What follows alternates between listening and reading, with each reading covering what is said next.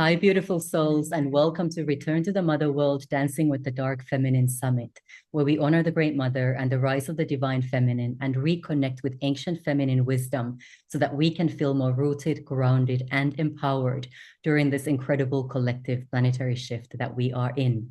This summit leads us into the nurturing, life-giving, deconstructive, and transformational realms of the dark feminine, and is intended to be an exploration of those liminal, mysterious spaces that are often feared, yet can also offer us our greatest gifts, insights, and healing opportunities.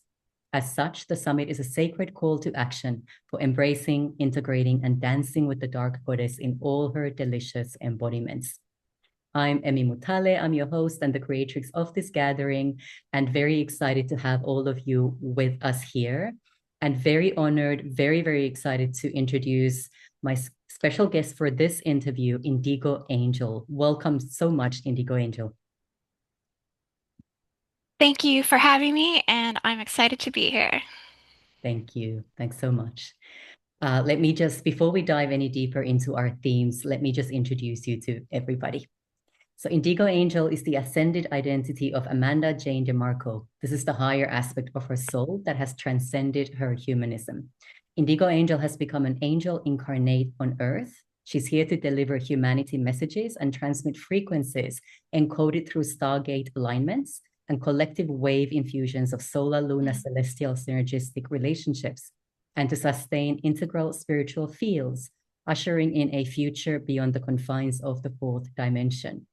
And for 7 years, IndigoAngel has shared higher consciousness content, delved into deep occult research, and channeled profound insights and created broadcastable art on YouTube.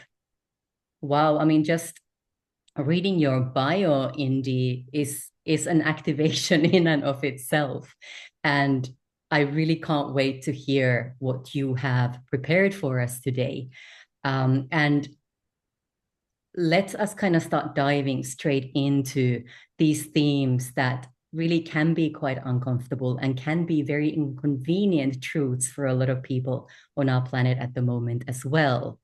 So you work a lot or study and research and do a lot of work around what we call forced breeder programs.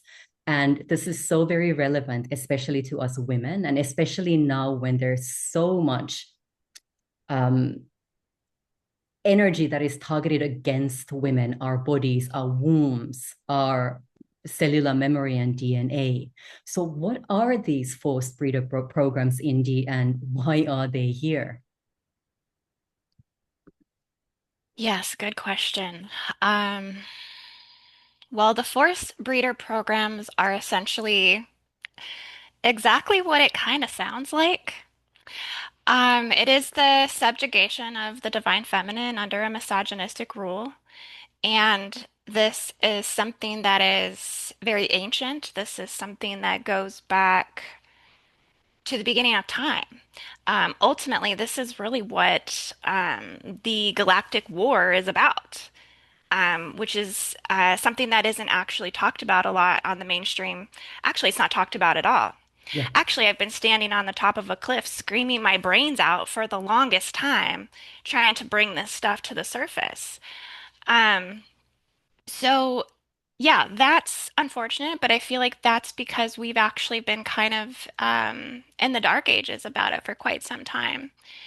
And essentially, this really goes back, because I'm going to take you back in history here. So this really is about Earth's creation origins, where the planet ultimately descended, um, Earth's origination of her twin flame counterpart, which was ultimately Venus. Okay, and so Earth and Venus descended from the Rigel system, which is in Orion, which is a predatorial reptilian galactic faction, essentially. Okay, it wasn't always that, but Orion, there was also wars that happened in Orion that, created this degradation in that system. And ultimately, Earth and Venus descended out of the Rigel system. Well, the reptilian invasions essentially incurred, okay, and they collapsed down a lot of the Venusian Earth bridges and portals, which were the mother arcing portals that essentially held up the 144 dimensional body of the Earth, which is where all the New Earth templates reside, which is where all the New Earth dream fields reside, which is where the womb gate ultimately resides. And so we actually took aspects of Venus onto this planet to create the planetary womb. And there's elements of this held in the Stargate systems on our planet. So we have a Stargate matrix on the Earth, and those stargates are about womb creation. They're about bringing and seeding life into the planet. That's essentially how celestial beings, angelic beings, I mean, they're gateways, they're portal ways, and how that link into the race morphogenetic field of the planet, which holds the genetic library of the planet. So they're all an element of the divine feminine, essentially, is what the Stargate Matrix is. And the reptilian forces are a predatorial force, ultimately, that's come to covet the womb gates on this planet. Mm. And because the womb gate is how you control the planet. How you control the earth. It's how you control the human beings here, and it's how you dictate, the way the world is going to go. And so many of these predatorial nations were aware of this. And so you know, they've been dominated and invaded other systems. But when they came to the Earth, the first place that they descended was at Mount Herman. So this was the original Stargate hijack. And this was actually a war between the Hydra systems and the Draco systems. And this is stuff you're not going to get like anywhere else because this isn't in the most recent Ascension dictionaries and glossaries and timelines, and it's really not in any book. This is all stuff that I've intuitively channeled over my work over the last 10 years, and I am currently publishing a book about this now that will be coming out at the end of this year. So it's been a process, but I've had to go through a lot just to even collect and gather this information because I'm reading this through my body. I'm reading this through, cellular integration and ultimately contact with the guardians. So I've had contact with the guardian nations and guardian beings, and it's been a process of having to figure out who I am and understanding my galactic origins and coming out publicly about this, which has been a big deal as well. I To bet. to come forward and be like, hey, I'm a Hydra ambassador. I'm a Hydra starseed, and this is my creation story. And what I got from the Hydra system was that there were in the beginning of the creation of Earth and all these things that it was actually a council of 12 feminine celestial nations, which were angelic nations that came in and they actually patterned in the universal tree of life and they created the womb gates and they created the race morphogenetic field. So they were holding this in a very pristine-like state. And when the reptilians invaded this planet, essentially they hijacked the Seraphim womb gate. And the original location of this was at Mount Hermon. And this is what is, talked about in the Bible. This is what's talked about as the Nephilim descending to earth, the Watchers, this whole thing, right? Um, it wasn't just about hijacking the womb, right? They wanted planetary dominance. So not only did they hijack Mount Hermon, but they took over the Temple Mount. They dislocated that Stargate region to lower Stargate portions on the planet, which is in Abadan, Iran, Kaaba and Mecca, Giza, Egypt. These are all Stargates that essentially they conquered and coveted. I'm filling some of the backstory up for you guys, so it's not, when we get into the meat and potatoes of it all, it's like, okay, where is this all coming from? Mhm. Um, so there's actually many regions on the planet currently that women are being subjugated under the most dominant Mm. divine feminine force breeder programs to this day. And it does come through the Abrahamic religions and the Abrahamic factions. And honestly, the Islamic template is working through some of the harshest, most forced breeder programs. This is why women are covered in burqas. This is why they can't see the sunlight. This is why there's severe punishment for things, lashings, you know, death, death punishment for things. they're essentially they're meant to breed. Like a lot of women that are in these regions are dominated under the largest forced breeder program. And these are all connected to the Black Sun agendas. These are all connected to the WISA systems. These are all connected to the Phantom Matrix systems in which they're funneling the life force energy from the womb gates that they've hijacked, and also in the dream fields in which they've also tethered Stargate tethering devices in the dream fields. They're basically loosening the emotional body and Mm. the fertility. And this is how the Draco actually power their hive. I mean, crazy, right? Like it's really just like, ugh, where's the sovereignty in all this? So essentially what happened was is by collapsing down the mother arcing bridges with Venus, they also hijacked the moon. They've inserted moon chains into the moon. This is why the moon also doesn't rotate. This is why the moon is a part of the divine feminine reproductive system. And there's actually chains, etheric chains that they've implanted through this to bond the divine feminine, to the moon through her reproductive, through her fertility. And they project subliminal codes through that as well. So this is also another thing that keeps women unaware that this is essentially happening. Now, Mm. I don't want to say that creation itself isn't sacred because it is. And there were beings on this planet that were 12 dimensional angelic soul body holders that held the original divine template. And there was two ways of going about creation that was actually sacred. One was a 12th dimensional soul body blueprint holder masculine and a 12th dimensional soul body blueprint holder feminine come together and create 12 dimensional angelic soul bodies on the planet. Like they may in the highest divine essence of this. Also, um, there's another way about it, parthenogenesis creation. And this is what a lot of the sacred priestesses during the ancient Mu and Lemurian tribes ultimately practiced. Okay, so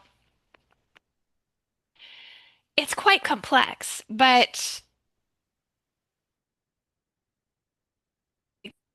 Genesis to now we're doing this 12D mating scenario.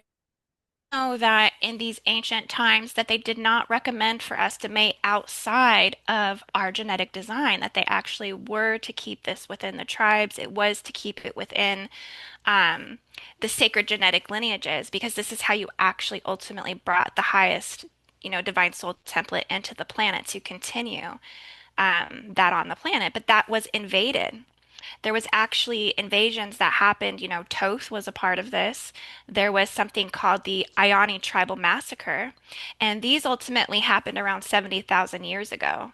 Um, under specific invasions that happened during the Lemurian culture that degraded creation on this planet. So it made it like very difficult for people to now bring in 12th dimensional souls, and now we're bringing in hybrid children. Mm. And what happened during that invasion was all of these 12 dimensional tribal divine feminines when they were invaded. A lot of them were essentially, you know, taken, beaten, they're hostages. They were prisoners of war, prisoners of sexual wartime slavery. And they were taken off of this planet. Many of them were outposted to the Rigel system, which is where the Draconians originally invaded.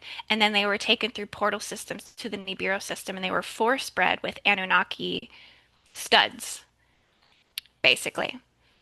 Okay, and so this is how, um, and this actually all ties into Mount Hermon and the descent of the Watchers. I mean, this is actually their story, Mm. just replicated in another part of the planet. But I mean, this is basically what happened to these beings. And so, this is how we got the hybrid collective, ultimately mated with the reptilian bloodlines. A lot of the men from those ancient tribes were taken and they were subjugated, they were castrated, they were tortured. And this is the ancient records, that we all still carry in our junk DNA. We still carry in our trauma body and the betrayal body of humankind. And so this is really the catalyst that ultimately serves, the degradation of the genders into modern times.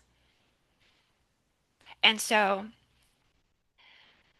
Yeah, there's a lot of details that go into all of this, but that's kind of like how what we've come to know the records essentially of how we got to where we are today. Unfortunately, in modern times now, women are still being subjugated under the most severe forced breeder programs on the planet in plain sight. It's just we can't wake up to realize that's what they are because you just see these are human beings on the planet, right? These are other humans, other cultures, other countries. This is their way of doing things, da da da da da. No, no, no, no, no. These are the Stargate origins. These are the Stargate records. These are the Stargate locations. And what do you see? The most severe forms of female subjugation in the Middle East. You do see the inversions of this here in the Western culture and the Western world. Um, and yeah, it's playing the polarity and the opposite that of that over here.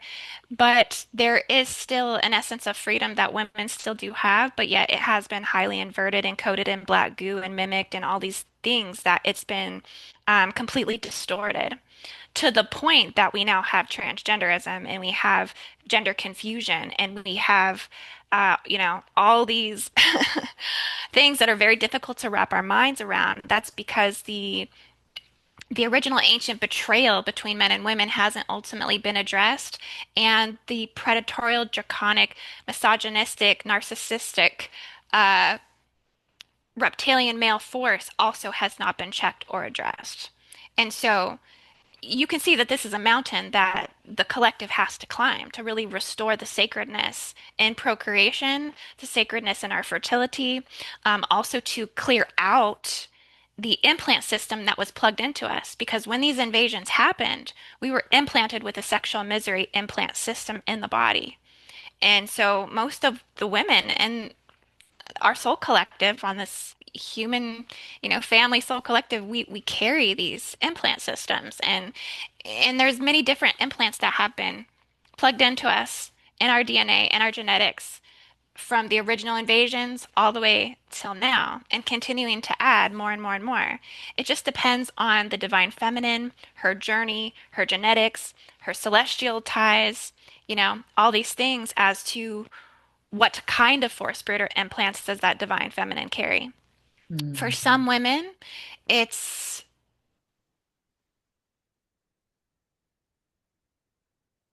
they may not even recognize it really playing out in this life. It's more like they remember it from past lives, and it's dictated the choices that they've made in this life. I've chose not to have children. I've chose not to get married. I've chose to da da da da da. There's something they remember from the past that they're like, something's not safe. Procreation doesn't feel safe. Would That's what we're illnesses trying to of get to the the, bottom of. Yeah, yeah, yeah, would illnesses of the womb come into that as well? So endometriosis, cysts, polyps, all kinds of things. Would those be related to this as well? absolutely 100%. Yes. Yes, because it's a spiritual battle and the body's trying to overcompensate for that. And so it weakens our light body, especially when we're carrying sexual misery implants. And when your light body is your spiritual immune system, and your spiritual immune system backs up your biological immune system. And you do have two immune systems. So when these are out of balance and these things are not functioning properly, when your light body is not functioning properly, you're essentially receiving violent energy. That's what your light body protects you from. Violent exchanges of energy. Yeah. So when you can't protect your body from that, that's now putting all of that on your biological immune system to have to protect that. And when that starts to break down, that's when we start to see, all of the illnesses, sicknesses, and diseases that happens, cysts, uh, cervical cancers, Mm. STDs. I mean, STDs are not a part of the original divine plan. Hmm. I mean, this is invasive viral, bacterial, and parasitic forces that were not meant for divine angelic humans, but it's a part of the degradation. Mhm. So yeah, it takes a toll, and this is one of the reasons why I'm on the top of the mountain. Like, hello, you guys! Like, we gotta clean up our bodies.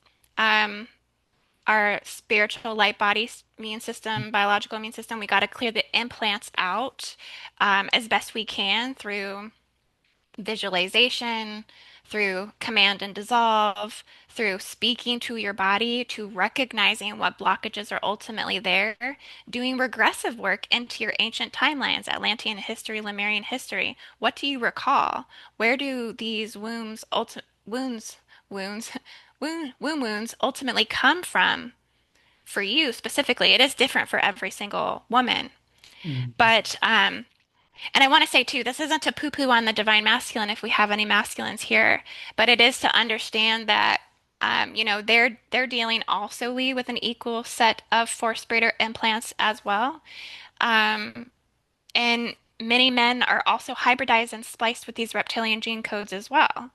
mm, So they're also fighting the predatorial force within them to hunt the feminine versus their higher self, which is to honor and it is to mate in accordance to the higher divine union, templating and soul structures that would usher in peace, harmony, and ultimately, 12 dimensional souls to bring in this angelic template back to the planet. Ultimately, that is where we're going in the future.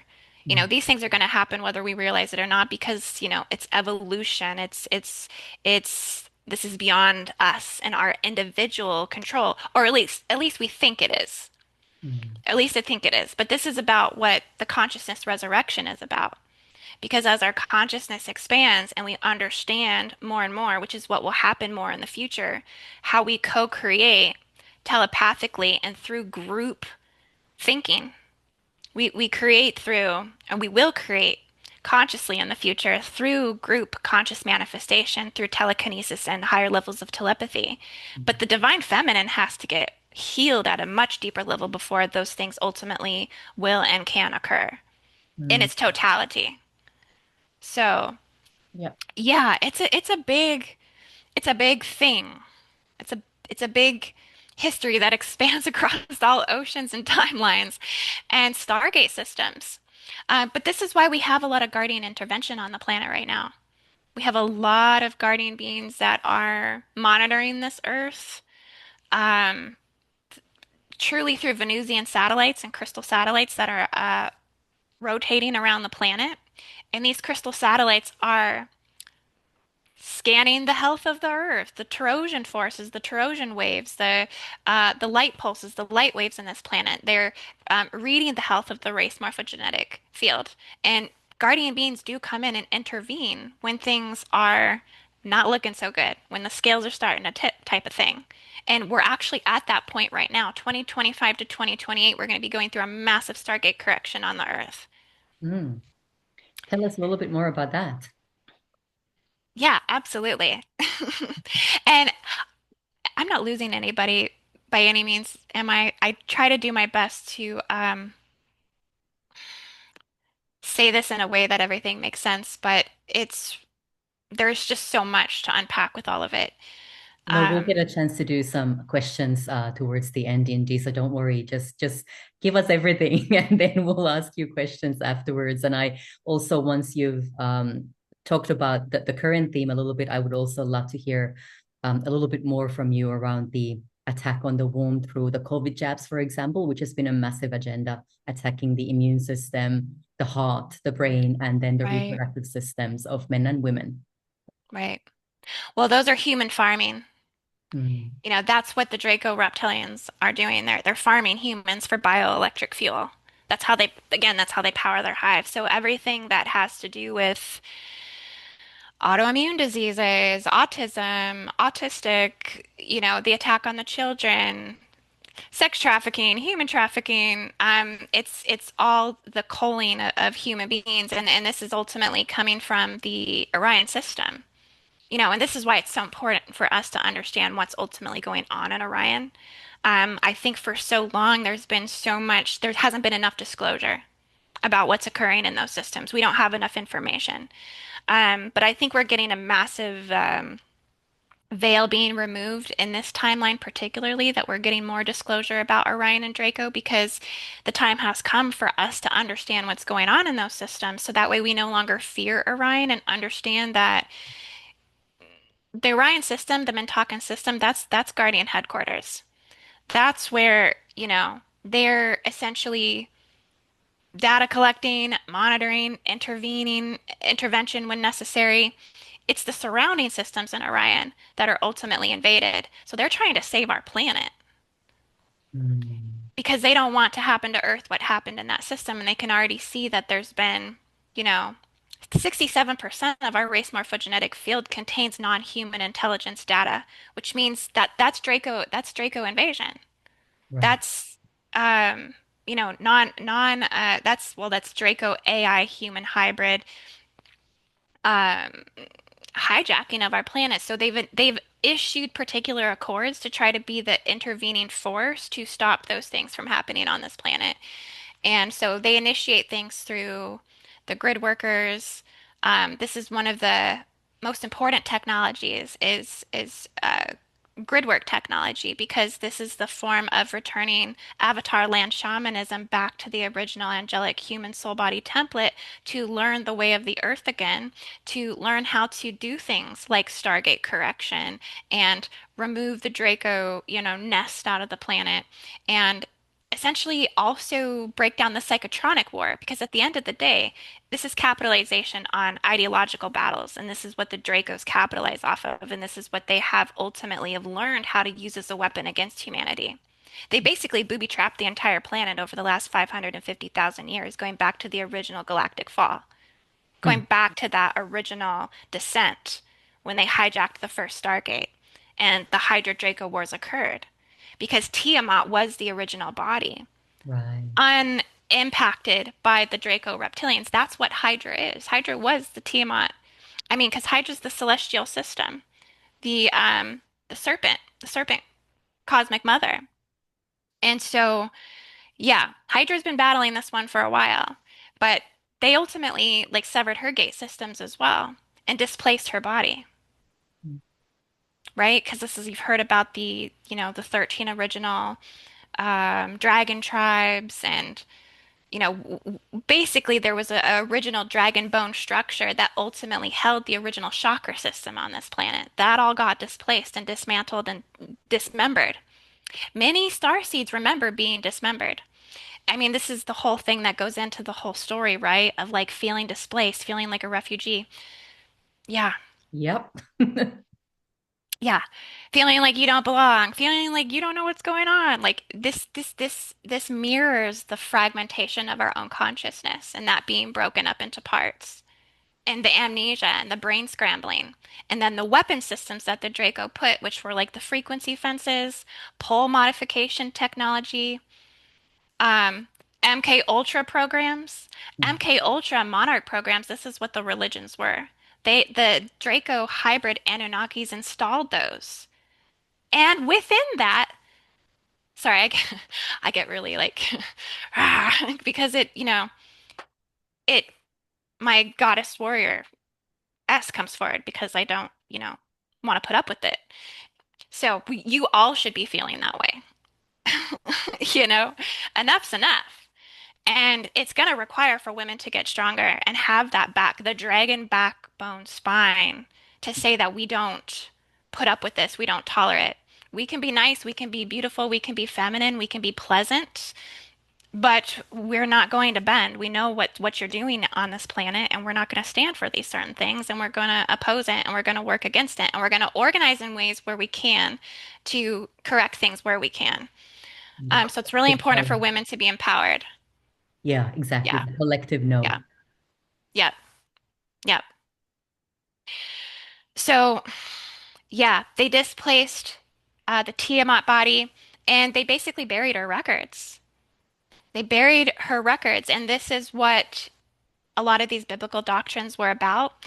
They took this from the ancient Nacals, who held the Nacal records, which were from Mu, which held the original creation stories of woman.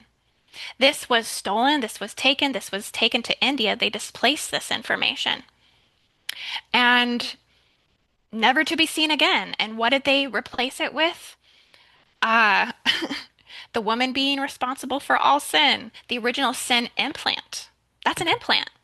That's a divine feminine force breeder implant. We carry the original sin. I remove this out of women when we have session work. I mean, we're removing that implant, the fall of Eve, the fallen woman.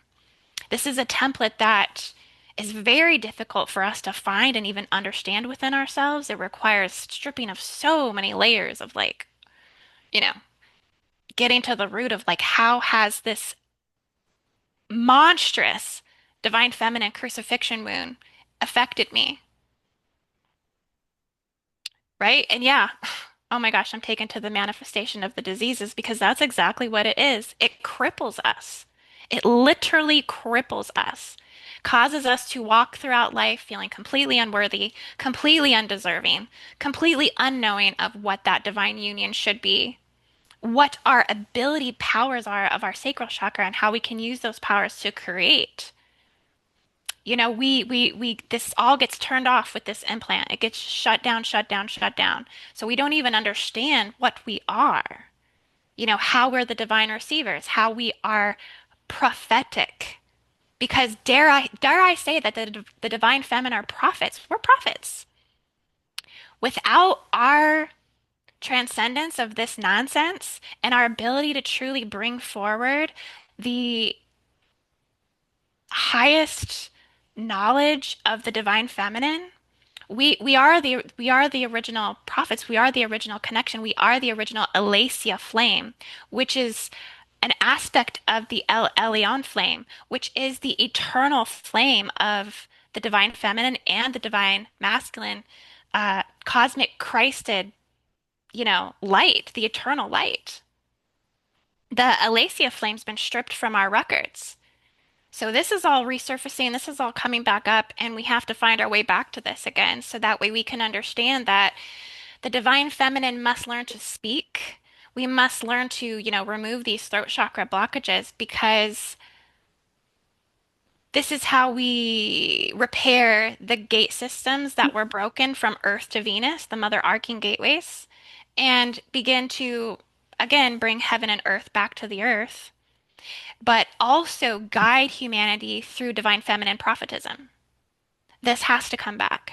Without divine feminine prophetism, we will never ever be able to, transcend the evils on this earth. We have to have this wisdom and guidance coming from the highest divine feminine principles. And this is what the return of that, uh, telepathic and telekinetic transmissions are amongst the collective and co-creative manifestation in harmony. We create the harmonious architecture. We create the golden light cities. We create the star civilizations.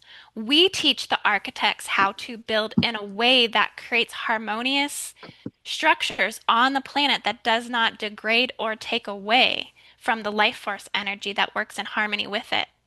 This is what they wanted to strangulate, right? They wanted to collapse that whole thing down. And they kind of did. They kind of severed us from our other half. They severed Earth from her twin flame. So yeah, it's a lot.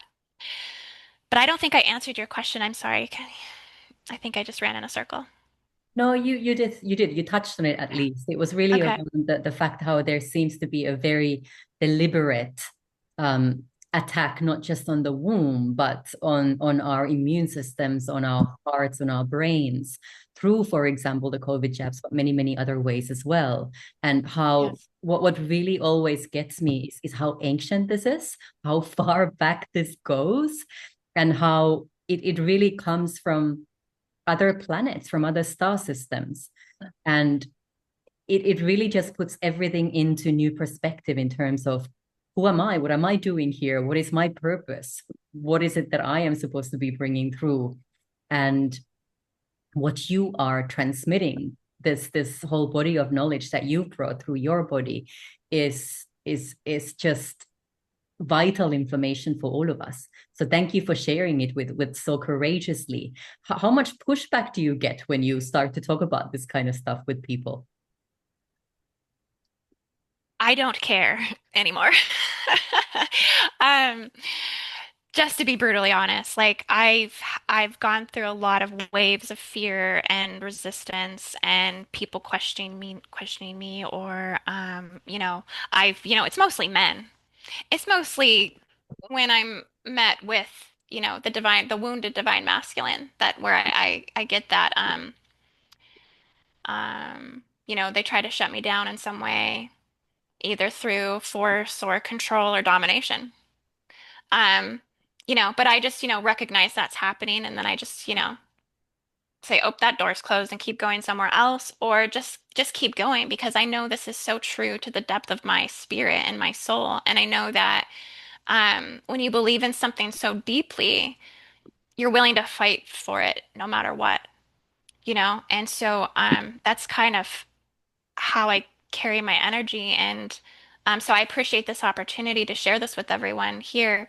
And I wanted to say I have a diagram that I actually made that I could show everyone if you would like to see it. Sure. Let me just make you a co-host and then you can do that. There we go. Okay, thank you.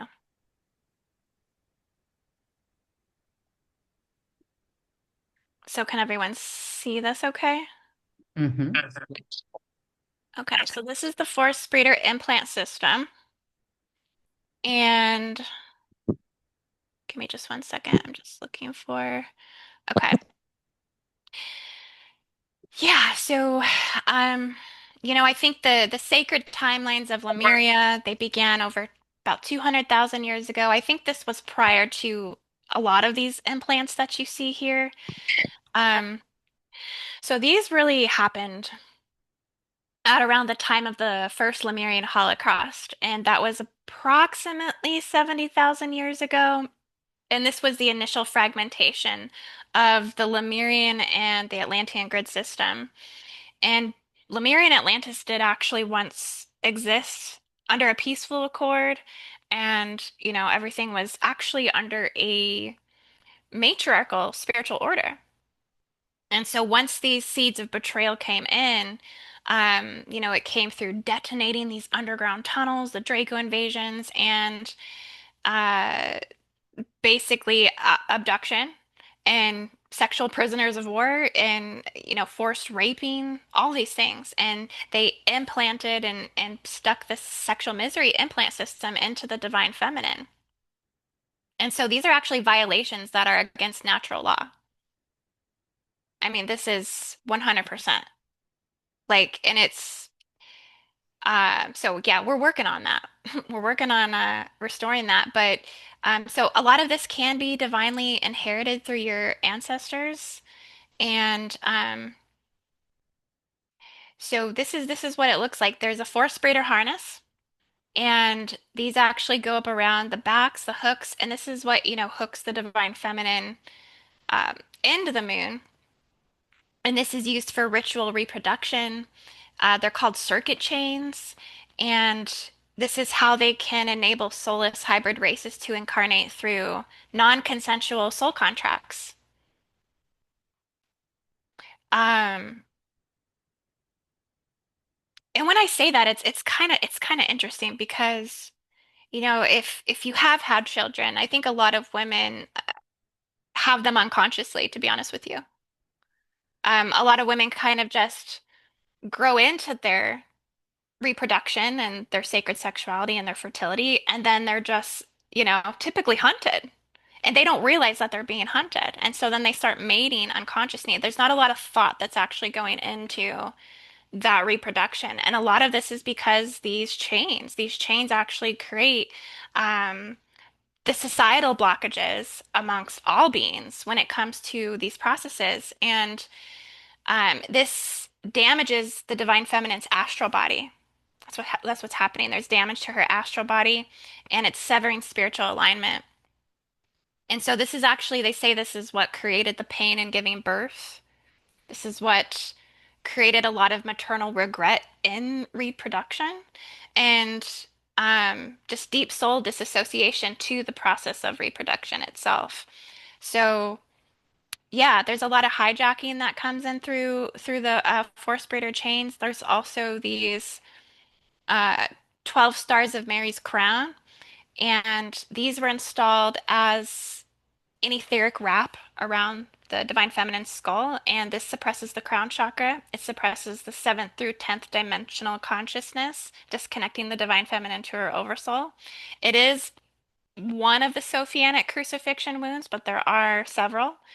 And this one originated from the biblical inversions, the woman clothed in the sun who flees the red dragon. So removal of this implant restores sovereignty and heals enmity between woman and the serpent, right? Because there's this like whole, that's the hex right there of the original sin implant. And then this is passed down to her children when she carries these patriarchy stars. And this always reminds me of like Queen Elizabeth the First, I think it was. The one that wore the big collar around her neck. Yeah, I feel like a lot of this comes from that time period. There's Draco seals that are connected to that, monarchy seals, things like this. The monarch bloodlines, monarch programs, MK Ultra programs, these essentially brought a lot of this in, and it, yeah, created a lot of mass distortion here. Another one of the implants is the fleur-de-lis implant. So if you look down, like and on the corner here to the right, there's this like little black fleur-de-lis over here. Now, if you go to Rome, you see that fleur-de-lis symbol everywhere. So I really feel like it was through the Roman genetics and inheritance that this fleur-de-lis, and the French as well, the Cathars, that they brought in this fleur-de-lis. And what it actually is it's this clamp. It's a clamp on the uterus. It's an etheric clamp, but it's also on, this is how it transposes to the uterus or the womb. This is a very big womb, by the way. It's a massive womb. We had to blow it up so you guys can see what's going on here. Um, but you'll notice that the womb itself actually, I know it's funny, right? It is hilarious. But it actually looks like a fleur-de-lis. So it's like you have the womb column and then you have the two. Why is that? So convenient that this fleur-de-lis looks just like it. You know what I'm saying? So it's like these, they place these little bands, these little etheric bands, and this blocks women from, again, being able to bring in the highest soul incarnate. Beings that are basically missing like half their soul when they come in because the incarnation gates, like it's a restriction device. So, and they can place this on the womb, they can place this on the ovaries, they can place this on the uterus, and it blocks the cosmic birthing stargates, diverts reproductive energy to the Nephilim controlled energy grids, which there's actually a Nephilim force breeder controller grid that resides up underneath Stonehenge. And they can run that. They then run that through Canada, through France, through the UK, through the United States, particularly areas ceded by French colonial empire settlements and things like this. A lot of the women, like if you have the French Canadian, the Creoles, the Louisiana Bloods, all these women are carrying these just inherently because it was descended down from their ancestors. Also the Irish women and the West African women were the women that were most subjugated under the most torturous forced breeder programs going back to, when the first invasion occurred. So if you got the Irish, you're going to carry that fleur-de-lis, basically. Irish, French, English, all of that. The chastity belt, that's an etheric implant. How they function in your body, they're kind of like a stigmata wound, like the stigmata of Christ. It's like the crucifixion wound. This is kind of like that, how it is in you. It's an etheric symbolic structure that can be astral, it can be auric in your auric field, and also causal. So yeah, the chastity belt's an astral belt, and this one's really brings in a lot of torture on the soul around ancient vows, virginity, obedience to the divine masculine. Um, they put a lot of these on the Vestal Virgins, and many women were Vestal Virgins. They put this on the nuns, like the nuns, right? Like the whole people feel like they were a nun in a past life. Well, you probably were wearing chastity belt at some point. These things come back through as symbols, as memory. And this is how you can read and, scan through your past life and kind of know where you were, what was going in that time. Because, like, when you close your eyes and tune in, are you holding a chastity belt? That's going to really kind of open up some timeline records for you. And then you're going to have to release some grief because that hits you in the heart. Like, man, you know, it starts to come in like how much you've been under sexual warfare. You don't realize it for aeons. Women carry gag orders on the mouth, to suppress the throat chakra, lifetimes of abuse, persecution, silencing. So if you have difficulty expressing your emotions, if you have chronic throat tension, if you have the inability to speak your truth or advocate for yourself, definitely want to start, getting whatever strongholds you have off of the throat chakra. These are all a part of the fourth spirit or implants. And so it's not just that, there's more. There's all kinds. You have false twin flame tags that hold you from, finding the counterpart, divine union and marriage withholding tags. They have implants that they insert into your internal bridal chambers to block divine union and divine marriage. Um, they have, they insert implants into the yoni, desecration of the yoni temples, sexual misery tags. There's empath and narcissist implants and contracts and tags as well that you have to clear. You have to clear all this stuff. Rape and molestation. That's huge for the divine feminine. I really don't know very many women who haven't been molested or raped. Let's be real. And let's be real about the kind of ways that they're raping, right? I mean, it's not always so obvious. I didn't even recognize to wake up to realize the fact that I was raped until I was a female, until I was an adult. Like 10 years into my adulthood. I look back and go, "Oh my gosh, that little shit that happened that time that night and I didn't realize." You know what? Type of thing.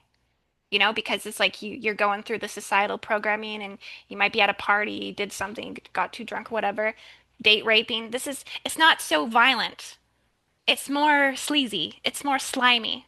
It's more black gooey-ish, right? You can't really see it. So these are all things we have to get into our deep memory vaults, even in this life, to bring this stuff up to the surface to release these implants, these blockages, these seals, these sexual misery tags, to heal those things, and to be able to also not be a victim anymore and not live in that victimized, abused state, because that's ultimately what happens. The consciousness gets fragmented when trauma occurs, and then you actually reside as a victim under an abusive captor that's actually no longer there anymore, but you actually go through life still being in that state of consciousness. So, as these implants get removed, those veils get released.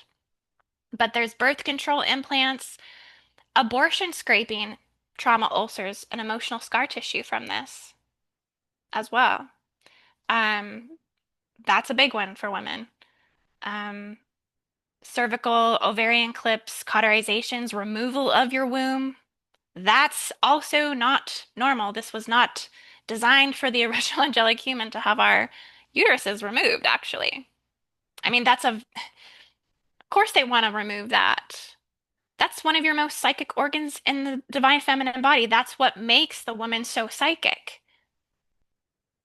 And with the sacral and the third eye, these are the two for the divine feminine that are transmitting back and forth, these energy receivers. Men do not have that. They might have like a hologram of a sacral that they can tap into. They still have the energy functioning, but they don't have the organ. They don't have the power. And this is what makes us, again, the true prophets, right? They don't have the additional organ. Okay. Um, so much that they're doing to us. I mean, if you really want to get into the crazy, nasty things that the negative ETs are doing, egg removal, abduction of your eggs, cloning, you know, all this. Surrogacy. This is not a good thing. Surrogacy is not a good thing. No, it's not good to take someone else's eggs and someone else's sperm and put it in a woman that you don't know and grow your baby in someone else's body and then take that baby on. No, that's not healthy. That does not serve the highest timeline. That doesn't serve the 12D souls. Honestly, just saying that brings me grief. That's sad that this is happening. These adults that grow up from surrogacy have so much trauma, so much problems later in life. Displacement, they don't know who they are, they're very lost. Mental illness, mental problems, everything, emotional problems. Yeah. And then Yeah. rescue babies and cloning and all of that to add onto this. Um, Indy, I'm wondering if you'd be open for us to take a few questions or share. Yeah, sure, sure. I Yeah. can stop. I can stop sharing this as well. Okay. All right. Thank you. Ooh, okay. So we've been given a whole lot of information there, everybody. Crash course, crash course. Sorry. Indeed. Yeah. Let's everybody take a deep breath in through the nose and out through the mouth. And just allow this to land exactly where it's meant to land. Some of it might be going over the tops of our heads. Some of it might be landing somewhere really, really deep and like touches something very deep inside. But if there's any questions or something that you'd like to share about your experience with what Indy's sharing, please go ahead and raise your hand, your Zoom hand, because I can't see everybody right now, or put it in the chat. You can also put your question or share in the chat as well. Janine's talking about remembering a past life where she had an iron type device over her mouth. Yeah. Yeah. And if you see that and you feel that, remember your divine authority. Remember your ability to command and dissolve those things by just ultimately speaking to the blockage and work to dissolve it on a consciousness level and on a level of the DNA as much as possible. Breath work is amazing. Um, Inhaling into the distortions, exhaling and focus on dissolving. And you can, break those structures down in your light body field. Beautiful. Thank you for that. We've got two hands up. We've got Anna and Coco. So let's, Anna, why don't you unmute yourself first? Thank you. Thank you so much, Indigo Angel. Wow. I'll be honest, so this is the first time I hear this, I hear any of this. Um, and I'm not gonna claim to understand or comprehend it fully, but something in me keeps my body keeps smiling and it's just I feel so much resonance. Um, so that I just wanted to mirror that back to start with. Thank you for that share. I have myself, as I'm going through a death cycle right now, um, I've been trying to go deeper and understand at a deeper level where my blockages are as I just took myself out of a corporate job and realigning my life. And Congratulations. thank you, thank you. It feels very yummy. It's absolutely scary. But I don't go into the fear. I know it's right. So that's fine. Fear is just there, but just one of them, one of the feelings. Um, but what I so I've been feeling this violence. I have experienced violence physically as well as one of those women, but very very early on, childhood trauma. But um, but how it resonated through my career as well and through my work, and being in this sort of male system and so on, just how strongly that I felt that in the body. That was actually what led me to get out of that corporate career. Not just that it felt it wasn't quite aligned, but it was the physical pain I was in, and also in some of the spaces that you had marked there on this map. Um, I was in my journey of comprehending this at a deeper level. It got me to my ancestral line.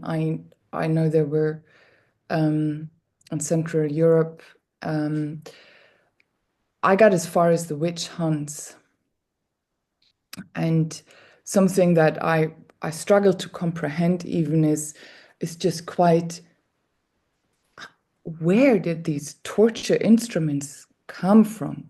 You know, where did that brutality even come from? This is what I really struggled to understand, because I felt like I can understand the desire to dominate. I can understand the desire to shut up. Or, you know, so that's something I can relate to, but I cannot relate to that violence and just these torture like instruments are just out there. Yeah. And so that sort of resonated really with me. Not just the violence that we have experienced here, as women, and the women of the land, and particularly the women that were connected to land, that were pushed off the land through royalty and church, when the enclosures happened, and then got tortured and burned to destroy our connection to land, and to the mother. I felt that, you know, so strongly, but not just here, but obviously that was then also what got put onto the boats, the ships, that then went on to colonize other places. And so that I also couldn't quite understand how colonizers get on the boats. And, you know, again, I can understand greed. I can relate to that. I can understand the desire to dominate. I can understand to not be able to accept that there's so much beauty out there and so much generosity. But why did they have to be so violent to people who showed up naked, giving them gold and flowers and food? I did not understand that violence. And somehow this is ringing true to me what you're saying. I think this is what makes it, yeah, what resonates really with me. I wonder just any reflections you might have on this. Thank you. Yeah. Thanks for saying all of that. My reflections would be that I think that's what we're waking up to is the level of cruelty, the level of evil, the level of darkness that ultimately resides on this planet and off planet. The Draco reptilian, I mean, they're a species that took the first covenants with the Antichrist, essentially. And their systems are like cybernetic, technocratic, totalitarian hellholes where there's like no organic life on them because they've essentially like, dominated all organic life. So there is no mercy. There is no God. They are anti-God, anti-life, anti-child, anti-human, anti-woman, anti-divine masculine too. I mean, it's so I think what has to happen is we have to kind of peel back the layers. For one, we have to keep ourselves safe. But once we can get safe and we can heal ourselves from the things that have impacted us as much as we possibly can from what we've taken on from our ancestors and from what's currently impacting us within society according to this level of darkness. Um, we also have to be realistic with ourselves with what we're actually up against. And I don't mean to sound so like doom and gloomy because I just don't like that myself even. I can see the narrative that that kind of paints, the picture that that paints, but that's really not really what it is. But it's that we have to start finding ways to unlearn that within those that have been subjugated through these hybridization programs. We have to find ways, we have to cultivate new education systems, we have to find solutions. And I think that's on the ground level of the work. That's what we have to be doing, I think, as women. I think we have to actually start taking the lead in this because we've been the victims of the violence. So it's always like the victims who are the underdogs technically that kind of have to rise up and create the new foundation, the solutions, the resurrection, the rehabilitation processes. And it has to go from a level of spirituality all the way to the highest levels of societal and governmental functioning. We have to find ways to really penetrate the whole timeline template in the modern era and into the future to actually safeguard this planet for the coming root races and the new Earth children that are coming on the planet. We have to learn how to become fierce protectors. We also have to learn how to become Amazon warrioresses again. I mean, this is happening again. This is coming back to the Earth. Truly. I mean, there's 7-foot females, like groups of them on the planet right now. Like I've seen them, you know? So there's a lot of things that are happening and changing, and also um, opening up more of your psychic abilities so that way you can be more of a vision holder and be able to hold like the highest timelines for people in place. So that way also people don't lose hope and they don't lose their ability to see that there is a future that is good and there is a future that is safe and that there is a future that we will be protected and loved. So, um, yeah. I think that's all happening now in so many ways. And we're not doing it alone. Like there's lots of divine assistance, divine intervention, divine celestial beings and celestial races that also work upon and with us and through us. You know, if we're going to step into those roles, that they come in to assist us because they assist our souls because we're teachers and way showers and guardians of this earth and stewards of this earth. And so when we take those divine contracts to not only heal ourselves, but then dedicate ourselves to something that's much bigger and beyond us, we get all the divine assistance we need immediately to create that and to do that. Because I mean, I think that's what this earth is ultimately about is creating, learning how to become a creator and learning to become more like God ourselves, even though there is this whole warfare in between, like, are we righteous enough to hold this authority? When we fight ourselves within that, that's a part of the crucifixion implant and wounding, is the fear around this. This Mhm. is what holds us back. So, yeah, that's just, yeah, reflecting through that. I think this is, yeah, healing, getting stronger, finding your purpose, and but also understanding and don't be naive anymore to it anymore. Yeah, yeah, yeah. Yeah.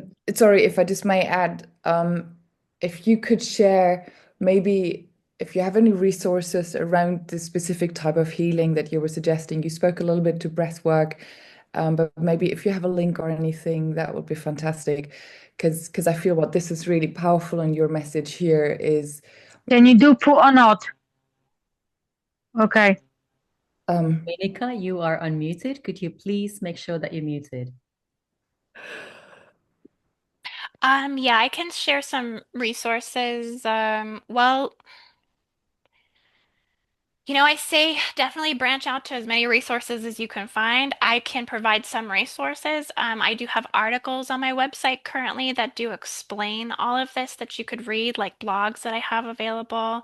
I do offer a Lemurian regression and implant removal session that is like an official session that we would go through, like kind of like a diagnostic process of what all are you carrying individually, and then go through a removal process of that in which I include like the recorded session that you get. And I always tell people like it's not a one-time done type of thing. So I say continue to revisit that recording as many times as you need to. If you get healing from that after you rewatch it, like keep doing it. If something's working for you, do it over and over and over and over and over again until it no longer works. And that's how you know you've kind of completed something and Mhm, you've actually like, transcended something. So I think it's multiple processes of relieving these force braider hooks and chains, no matter how extensive that is for you.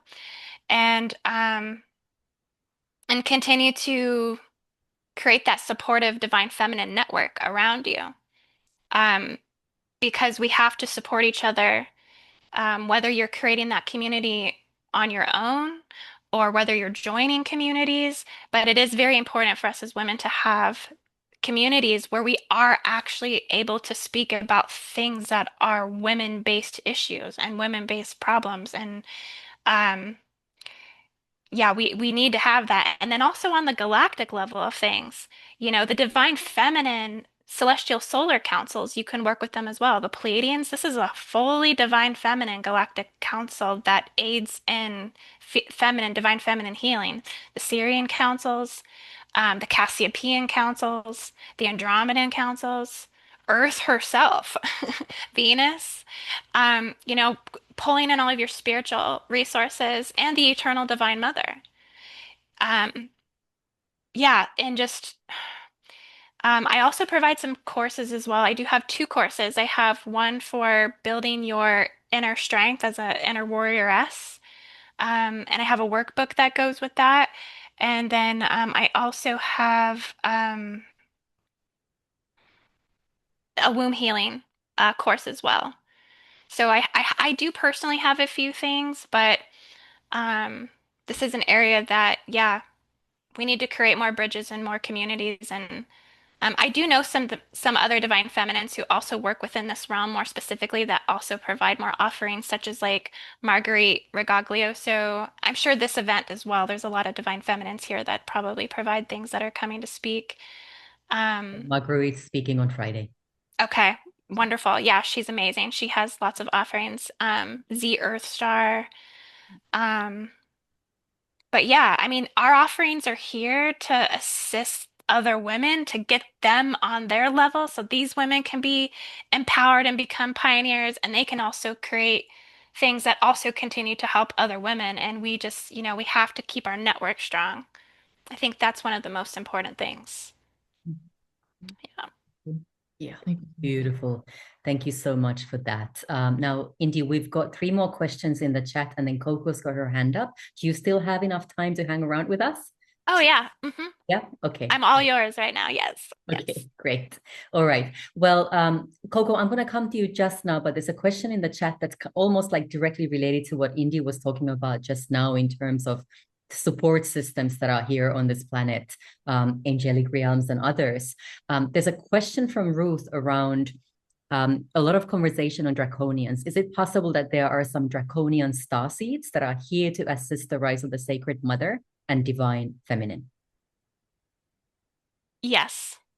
Absolutely. Yeah. You can be a draconian starseed for sure. You're probably hybridized, is what it is, you know? Well, we're all hybridized. That's the thing. We're all a little bit Draco and we're all a little bit Anunnaki. This is another thing, right? Um, so just to what degree, what percentage are we dealing with, you know? If you have a lot of like karmic compression in your life, if you've been through some of the severe, most difficult things, you probably have a higher percentage of it in your bloodline, actually, that your angelic humans battling. Because what happens is the Draco part of you and the reptilian part of you consumes your own inner light. So it's like it's not only a battle out there, you're battling yourself. So yeah, and it's not like Draco reptilians are kind to their own kind. They brutalize their own kind. They brutalize their children. They eat their children. So, like so it's it's recognizing, where you're seeing it, shape shift in and out and through your life and being able to transmute that and keep anything that is of predatorial or limited nature within yourself somewhat, making sure that your oversoul or your higher self is able to like trump that, is able to like overcome that and to work on those shadow elements within yourself. Um, but yeah, I think that's what's necessary is that more of the Draco lines and races. I think what it is that they're banished and they're shamed. How many people can come forward proudly and be like, I'm from Draco, without people probably, or you feeling like you're going to get attacked or something. But I mean, that's ultimately what has to happen. The transformation has to come from within the reptilian and Draco line itself. It has to come from, those beings wanting to change.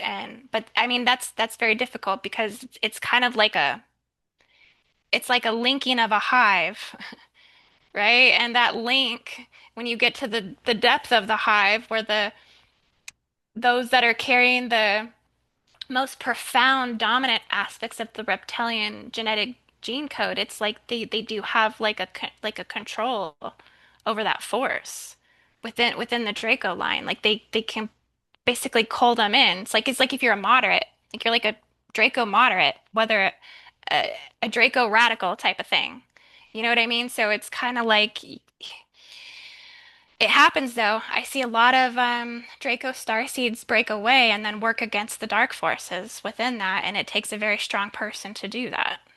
But you can do that, and if you feel like that's your place and your role within all of this, does Mm. that kind of answer it? Yeah. Okay. Um, Cool. it's a difficult question. Yeah, because there's so much to take on within all of that. So much shadow and warfare, and the Dracos are the colonizers. That's the colonizer mindset. It's the brutality mindset. Um, so it's probably a lot of having to work through like negative egoic consciousness, and there's probably more blockages in the body, lower chakra blockages, and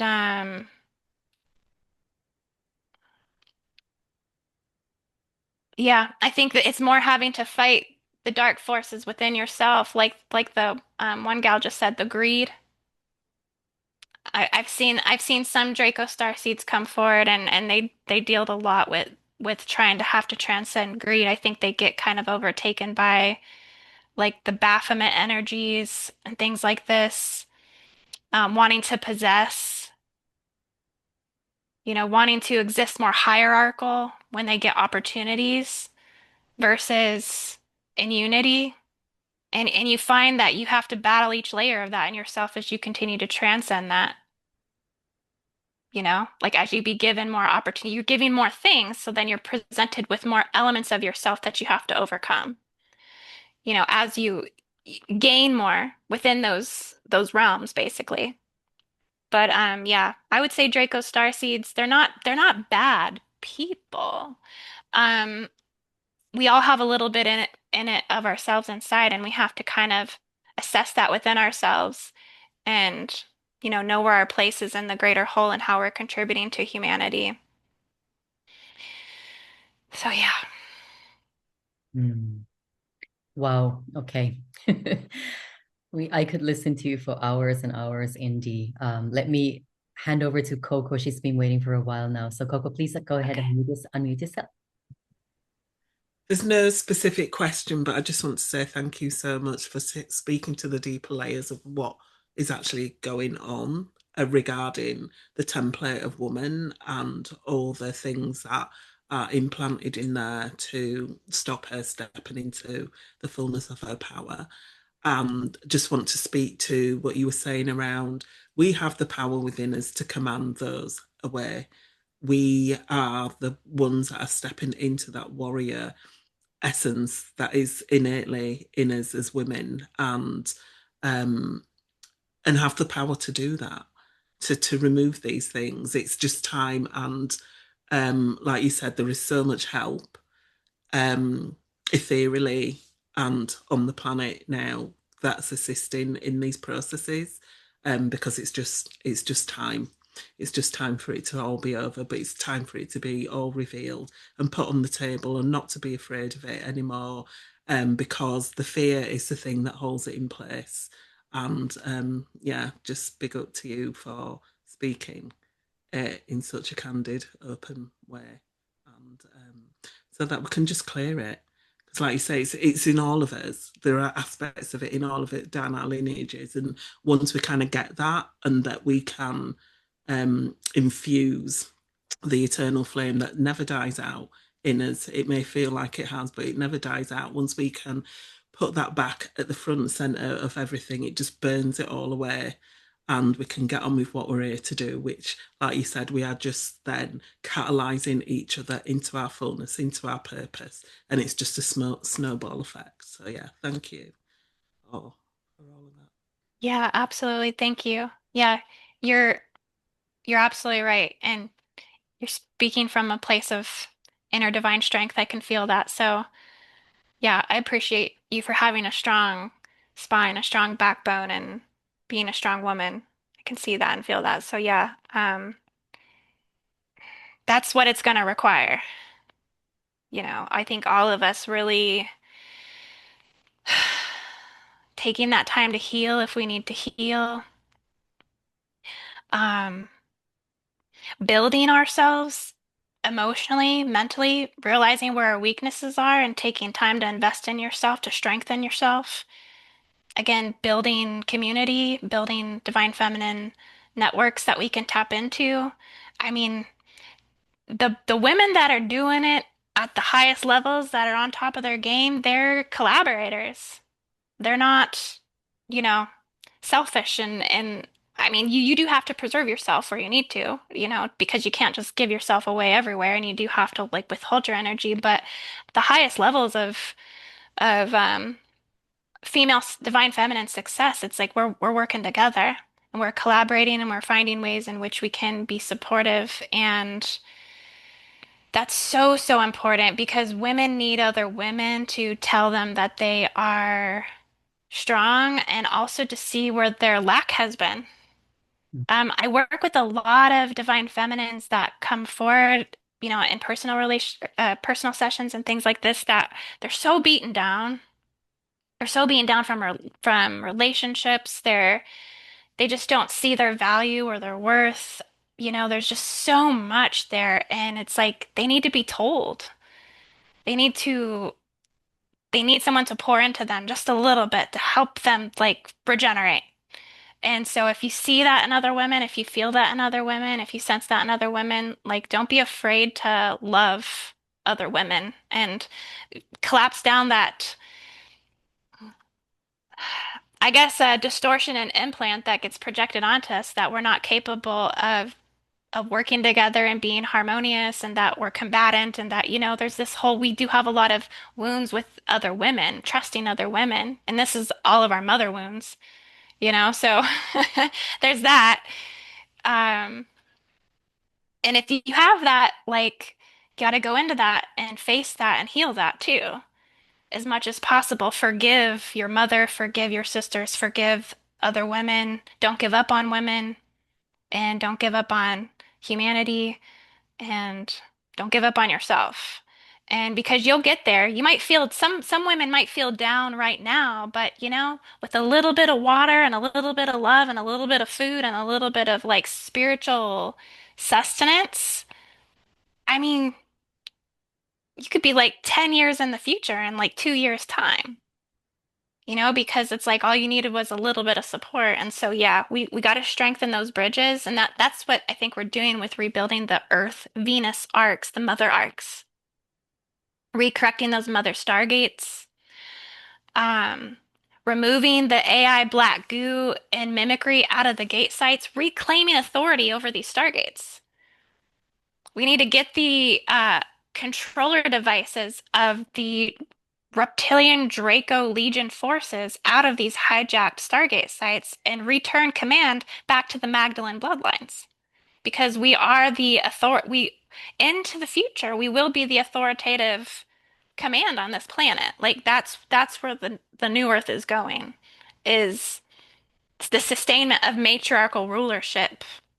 That's, I mean, I think Marguerite Regaglioso can like hook you up on the matriarchal rulership stuff. She's pretty well spoken on all of that. But yeah, there's implants around that we got to pull out of the planet that I think will dissolve naturally as the Emerald Covenant order is actually restored. That's what's happening right now. We're restoring the Emerald Covenant order, and we got to restore things like the water. The water on the earth needs to be restored. This is like one of the elements of the highest divine feminine principle is water. Restoring the emotional body of the planet, the sacral chakra of the planet. Yeah, all that stuff. But that's going to happen. That is happening, and um I think everyone who's here is probably a leader of the new earth. There's a reason why you were here in this container to receive these codes. So I just honor that, and I honor Emmy for putting this together. Thank you so much. Oh, bless you. And I'm doing a jig here on my seat, just listening to you, loving everything that you're sharing. We've got two more questions, Cindy, if that's okay. All right. So Roxanne's asking, can you speak more about or invoke the energies to whom we turn that are the origins or the basis of our authority to dissolve and end these invasions and attachments? Well, I think for each woman to be empowered by that, she really needs to know what is her own personal cosmic identity, um, ancestry, inheritance, angelic soul line. You know, what is your particular descent? Like, where did your soul descend? Because those ancestors, whether they're human ancestors, angelic ancestors, galactic ancestors, they're kind of like the stepping lattice. They're the scaffolding in which upholds your own personal soul blueprint and soul structure. So, knowing who you are, um, I'll tell you, for me personally, I had to literally figure that out myself. Like it wasn't, I had to figure out my own inheritance, my own origins myself. It wasn't through astrology even. I had to find my own way in astrology to decode my own signatures. You know, sometimes this is really like about decoding all of the layers of self, knowing what upholds your own universal tree of life. What are the identity signatures within that? That's how you know with and who and what you should be connecting and communicating with on a higher level. Most of us are descendants of Mu. We're descendants of Lemuria. We're descendants of the Isis bloodlines, the Magdalene bloodlines.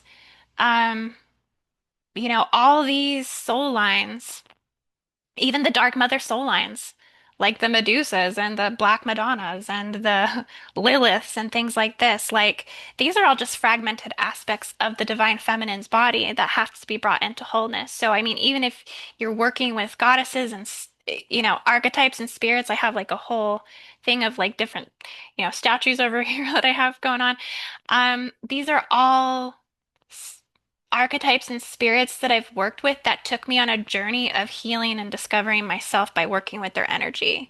And that led me to finding myself and my presence and my place within all of that. Um, that's how I found myself to be a Hydra Starseed. And I would say that on the highest level, what completes the galactic divine feminine triunal template is there's like a soul monadic field that like I think all divine feminine share. And this is like Venus, Sirius, and the Pleiades and Al the Alcyon system. So this is kind of what upholds the divine feminine triunal flame and what also guards the Alasia flame.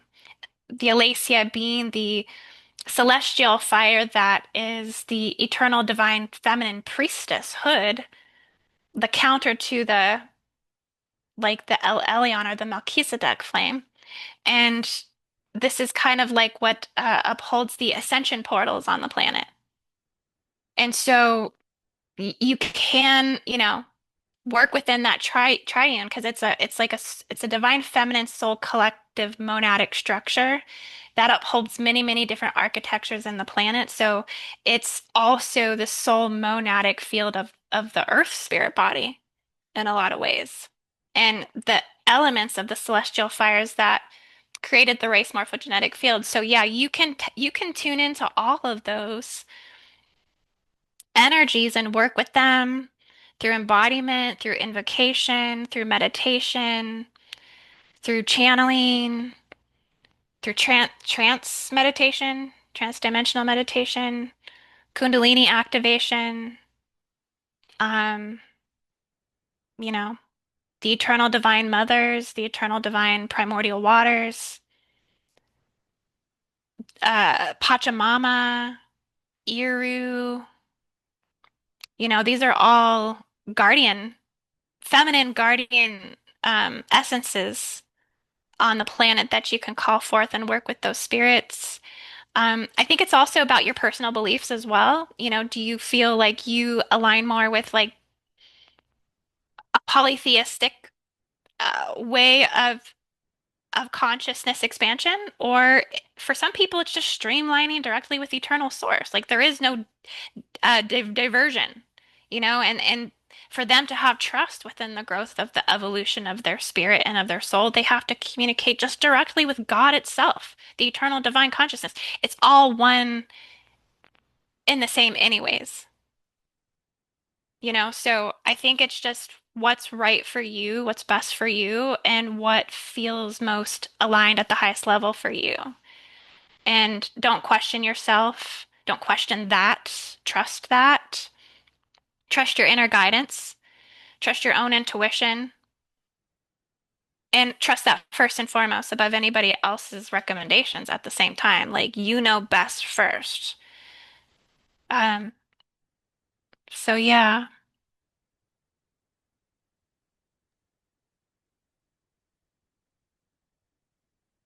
I'm just thinking about that more. Certain segments in the planet also contain higher like containment fields of the energy, so that are like more feminine. Like the Hawaiian Islands, like they're technically like those are remnants of the Lemurian Islands. So there's actually like a divine feminine living soul structure, like a Venusian superstructure that's actually there.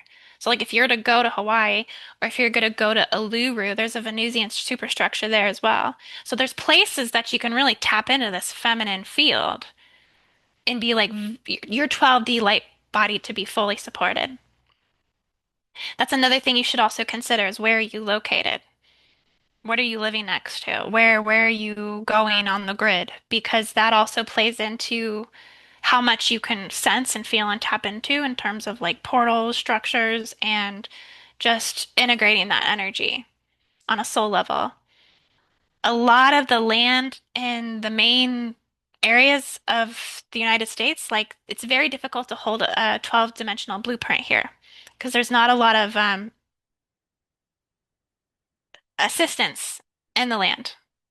Basically, a lot of portals and gateways are actually kind of closed down and shut off a lot of the organic resources. So it is very important to get out to nature to tap into things that can, support your light body at a higher level and connect in with the, feminine and masculine elements. But as a female, as a woman, like you do need to tap into the feminine codes to activate your eternal priestesshood within you and resurrect all your codes. So don't be afraid to explore the grids as well. It's there to support you. Mm, beautiful. Thank you for that as well. Now we've got Levi or Levi. Sorry, not sure how to pronounce it. There's actually three questions here from her or him. The first one is, could you share more about the twin flame relationship between Venus and her Earth? Yeah. Well, let me see here. Hang on. I'm wondering if I used to have some pictures actually with that one. Um,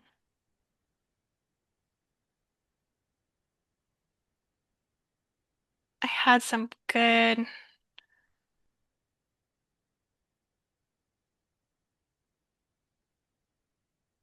Well, essentially, well, Venus now, like according to like the Guardian Alliance, Venus is considered a planetary guardian.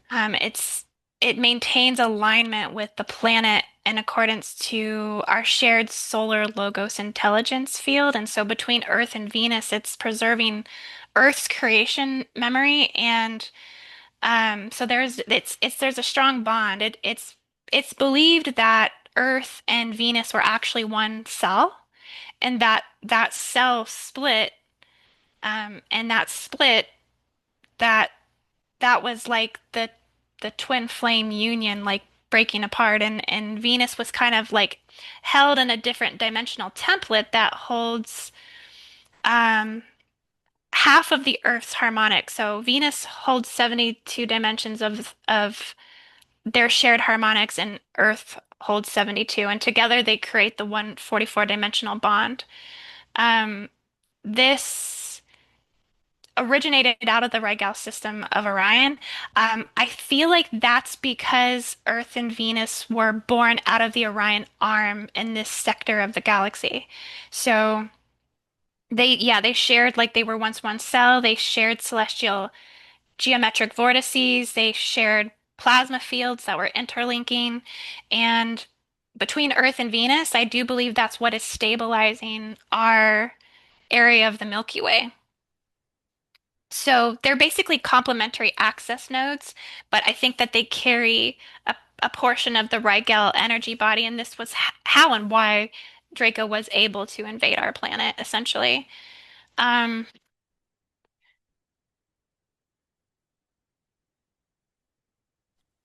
Wow. yeah, because it was, but so we actually need Venus to manifest New Earth. Um, Venus is kind of like a future version of us in some sense. Like Venus is like the future templating that holds like the future records. It's a crystallized. There's many crystals on Venus, so it's like there's crystal cities, it's crystal caverns, there's gaseous masses.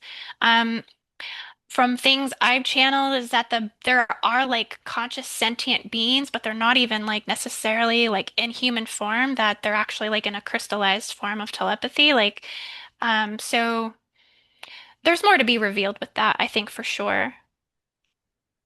You know, as we get more of the Venus records being returned to Earth. But because everything's so far away, a lot of things that are being transmitted to Earth in terms of the ascension timelines is coming through sonar solar light pulses and integration. So we can't get all of our records, at one time from beings in Venus, beings from Mars, beings from the Orion system. They're very far away.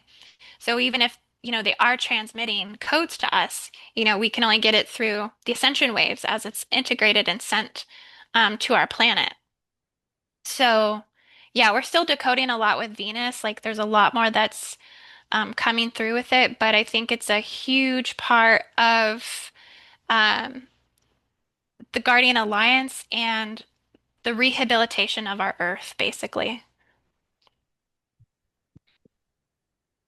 A lot of the message I've been getting about the twin flame journey also is that this Earth currently, fourth dimensional Earth and below, 1D Earth, 2D Earth, 3D Earth, 4D Earth, that's actually not entirely safe for divine unions at this time on Earth. This is my, you know, my personal channelings and messages I've been getting. It's not like entirely safe. Like that there's the Earth is, but this Earth, the 4D Earth has been placed under particular quarantines, and this is to safeguard the higher dimensional Earth planes from any sort of destruction or devastation while we're going through Stargate rehabilitation timelines, which will happen from 2025 to 2028, and then also out to 2044.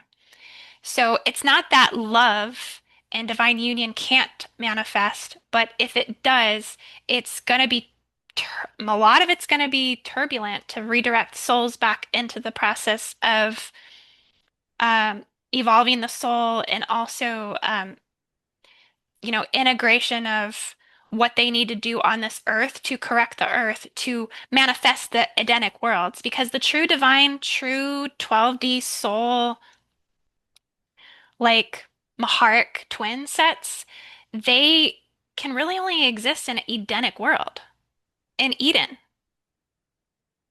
This was the invasion, right? And we go back to like why we have all these implants and why we have all this like betrayal between men and women. It's because they were like ripped out of the Edenic template and spliced and split. So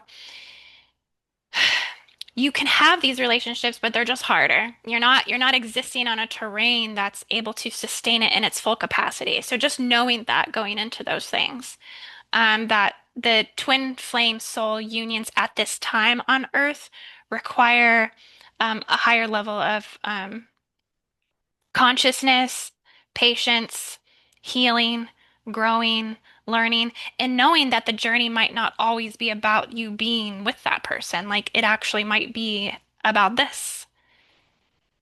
Because the Earth, where we're at on Earth, we have to repair the Edenic template. So we serve each other in those roles, but we also serve the Earth's evolution. And we have to get it out of our heads a little bit that we're not just serving in the relationship dimension of Earth. We're also serving much greater roles. So the highest expression I think one can attain in the divine soul union on Earth at this time is if you have two ascending souls that are working towards 12D Earth embodiment. They're working towards their in alignment with their purpose, and they're coming together to support and serve one another, but they're not attached to each other in a way that it's corrosive or toxic, that they're able to free flow within that divine union versus have attachments that deteriorate the soul or deteriorate the light body or deteriorate the purpose. Because the second that that frequency arises, that there's any sort of negative inversion, it's gonna separate because the earth vibrationally isn't holding that, right? So it's we're one with the planet, and we have to remember that as a collective, as a soul collective, that really right now what the earth is calling for is tribal communities, supportive tribal communities, off-grid communities. That's kind of where we need to go to rebuild and repair the earth, repair the stargates, build the garden cities, and build the golden light cities. Um, so we will shift into that into the future. Like I'm seeing like over the next 10 years, we'll probably be heading more in like a tribal-based societies, less isolated communities, because this is what the soul collective of the Eternal Divine Mother is like really calling for, is for unification and support of tribes versus individuals. Mm, beautiful. All right. Um, I'm conscious of the time a little bit as well. So if we can, I will still take those questions that are in the chat, as long as that's still okay for you, Indy. It is almost 11 p.m. for me where I am. So I'm starting to notice that I'm getting a little bit tired now, but I'm very, very happy to be here, just a little bit more in the background. And Indy, if you have the time to answer those remaining questions in the chat. Okay, Okay. sure. Great. All right. So there's also from Levi. Could you share a little bit more about Mintanka and the Guardian headquarters and why it's important to know about? Yeah, so well, um I've just recently gotten a lot of this information, to be honest with you. I came in contact with a being from the Mintaka system. His name was like he came forward in like a transdimensional meditation, maybe like on July 22nd, 2025. And his name was he came through like Zero Negative Primus, and he said, I have a message of great importance for you. And basically pulled me into a star ray sapphire ship, and I accessed this like great quantum continuum. They pulled me through the architecture fields in Orion. I got onto the ship, and then I sat at this like white stone table. It was like a sentient white stone table, and it started transmitting like records from Mintaka, and they brought forward something called the Venus Mintakan Accord. And they basically showed me that this accord is like over 33 million years old, and basically this is where the headquarters for Guardian Alliance is located. So it's in the Mintakan system, which is the only last standing and protected world in the Orion system. So Rigel's been taken over, Betelgeuse been taken over, Alnilam and Alnitak. There's different things going on in each one of those worlds, but they've been invaded by basically a non-human Draco hybrid AI intelligence that rules and governs their system. And so what happened 33 million years ago is that there were certain nations that came in, the Andromedan harmonic bridge keepers, the Hydra system, and also the I think it was the Syrian system, and they formed like a seal around the Mintaka planet. So to protect that planet, to protect the entire sector of the Orion sector from basically being plugged into the WISA system or a black hole system. So their entire system almost was taken down 33 million years ago. And so they had to create this alliance and they had to create this accord to save their system, basically. So yeah, it's called a Mintakan seal, is what I was shown. It's like a guardian seal, and it protects their planet. Mintaka contains the eternal primordial waters of the womb waters of the Divine Mother. This was given to Mintaka from the Hydra and Sirian systems, and it functions as a guardian council where basically all nations, all Stargate builder nations, all of the um, Elohim, Elohai, Seraphi, Seraphim, many of the angelic councils, many of the galactic councils, and planetary guardian councils. It's an outpost. It's an intermediary place where all nations can really come together under diplomacy and kind of discuss what's going on in this quarter of the galaxy, and also protect and serve it, basically. So yeah, Montauk is a very key place in the whole Orion history. And, thank gosh that's there, because if Mintaka were ever to be breached, it's probably not going to be like a good thing. But as of now, those things are upholding. And it's about finding ways to overcome the invasion on our galaxy with this corrosive non-human intelligence that's invading like all these different systems. So Mintaka's working deeply with Earth to help try and preserve us here and keep our planet safe. Yeah. Wow, thank you. Thank you for that as well. Yeah. Just quickly, is Lilith a hybrid?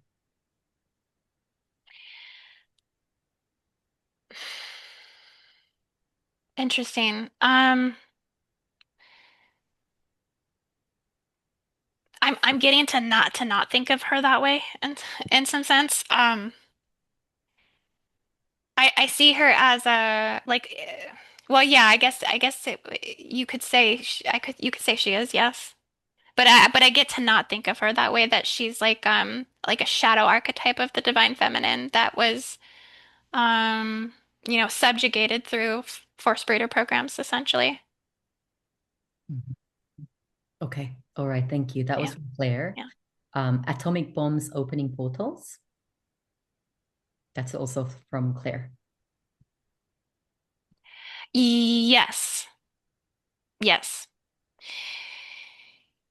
Well, that's really what Hiroshima was about, because Japan is another area on the planet which is a seraphim like womb gate, basically. There's a lot of birthing of land there. There's birthing of islands. There's birthing of new Earth templates and bodies that come through the Ring of Fire, through the Pacific Ocean, because it sits on a fault line. So I really feel like that's why they bombed Japan, in World War II. You think about the Dracos came in World War II, and they invaded a lot of those Germanic bloodlines. Like Draco was directly interfacing with Hitler. So I'm telling you, at the core of all these wars, it's about a fertility war. It's about a womb war. That's Earth is subjugated as a breeder planet. I mean, that sounds crazy to say, but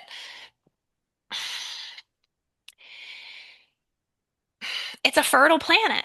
It's a planet of fertility. It's a womb planet. So yeah, they bomb those to desecrate the New Earth lands, because all the lands that are birthing along the Pacific Ridge, those um uh, those will be like New Earth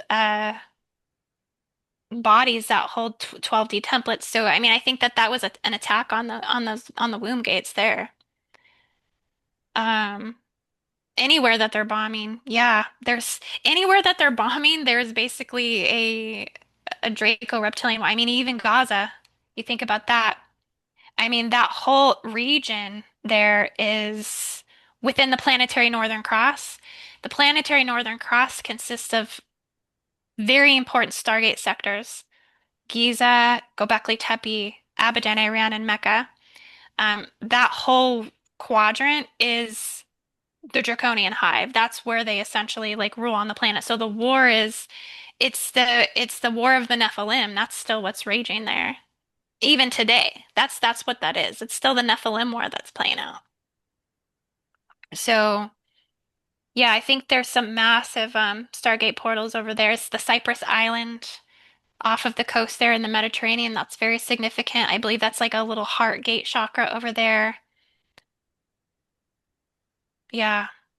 It's a mess. It is a mess.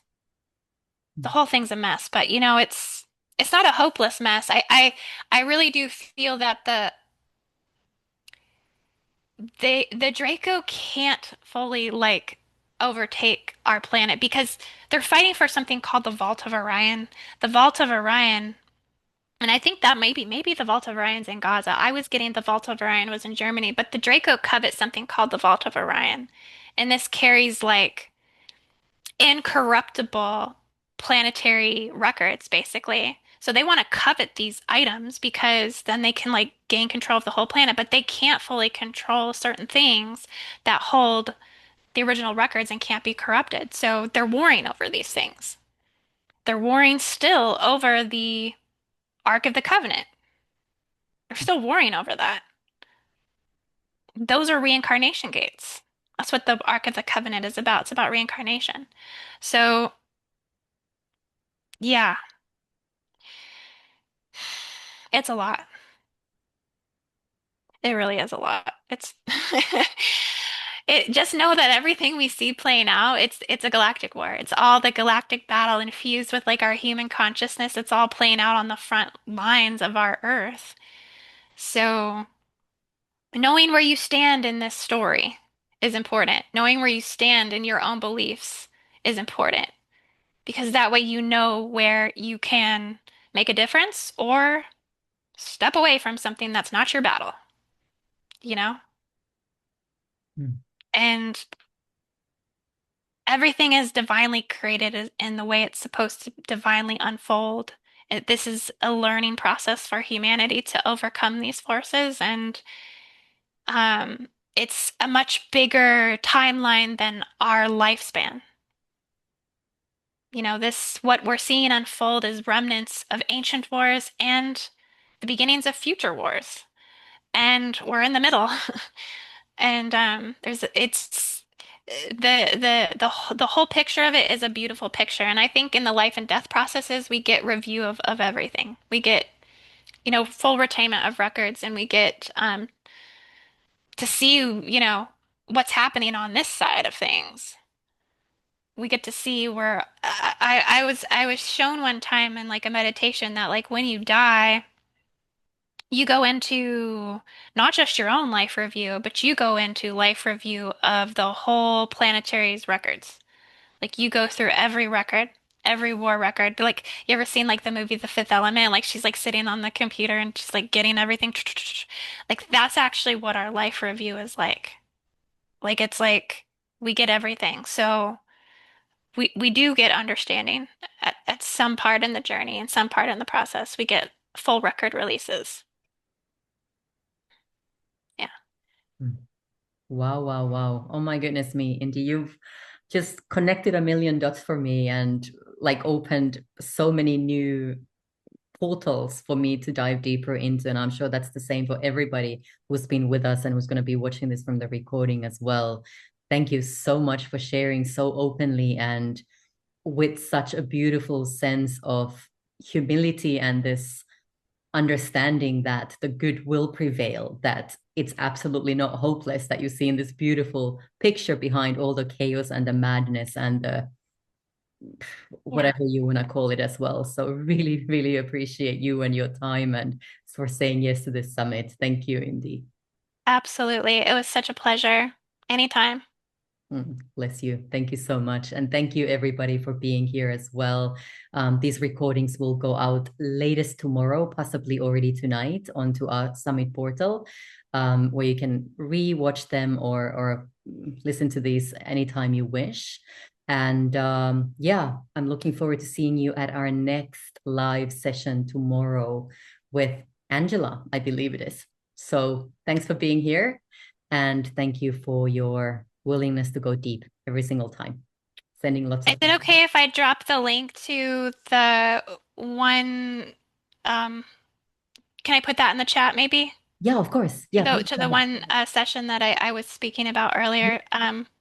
Okay, Absolutely. just because I think, yeah, I'll put this in here if I'll anyone's put that in interested. our Facebook group as well, so people Okay, can thank grab you it. so much. And will I get a copy of this recording? Yes, you'll get a copy of it after the summit, or if you want to be a part of it, then you can also just sign up and you'll have access to it as well. But I will Okay, get it to you wonderful. afterwards. Yeah, Okay, thank you so much. great. Thank you, and thank you Okay, everybody. Have a bye good everyone. day. Thank you. Thank you so much. Thank you. Bye. Bye bye.